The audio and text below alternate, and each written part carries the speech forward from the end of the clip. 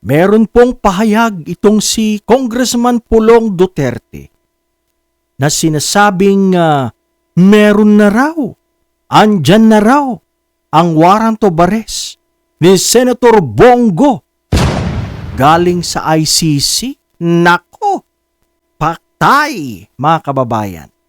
Huwag nyo namang takutin si Senator Bongo sapagkat takot na yan. Akalain mo ba namang masiship ka papuntang Dahig para maging alalay ni former President Digong Duterte?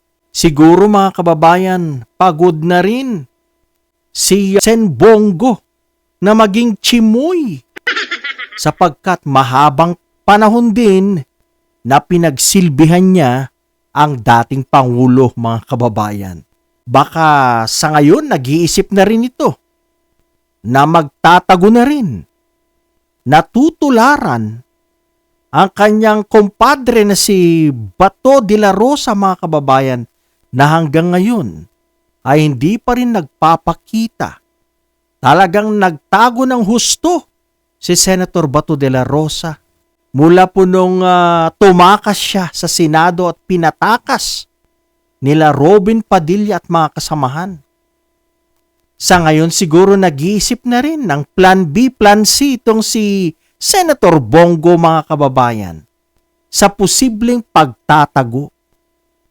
Pero hindi natin alam kung totoo nga ito sapagkat ang sabi ni DILG Secretary Junvic Rimulya na wala naman daw silang natatanggap na official na arrest warrant para kay Senator Bongo.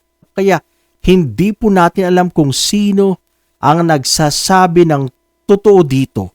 Huwag nyo namang gulatin ng husto si Senator Bongo sapagkat ninenervyos na rin yan. Wala na. Pag siya'y napunta sa ICC, -1 na naman. Pakunti sila ng pakunti. Paano na lang ang impeachment trial? Wala nang boboto para maabsuelto si Sara Duterte mga kababayan. Naku, nangangamoy conviction na mga kababayan. Paliit na po ng paliit ang numero ng mga DDS senators. Posibleng sumunod pa si Marcoleta mga kababayan kay Jingo Estrada. Naku, ubos na mga DDS senators. Wala nang natira mga kababayan. Ganito talaga ang buhay.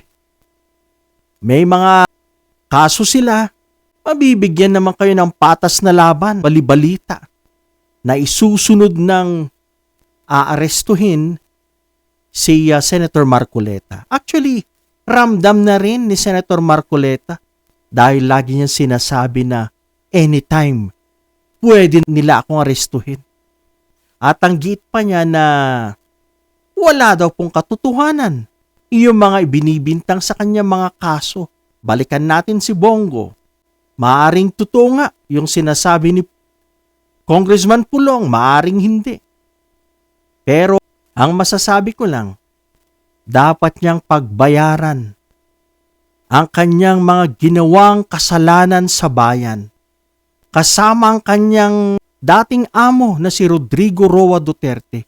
Dapat nilang pagbayaran ang kasalanang nagawa, ang pagpaslang sa napakaraming Pilipino dahil sa war on drugs ni Digong Duterte.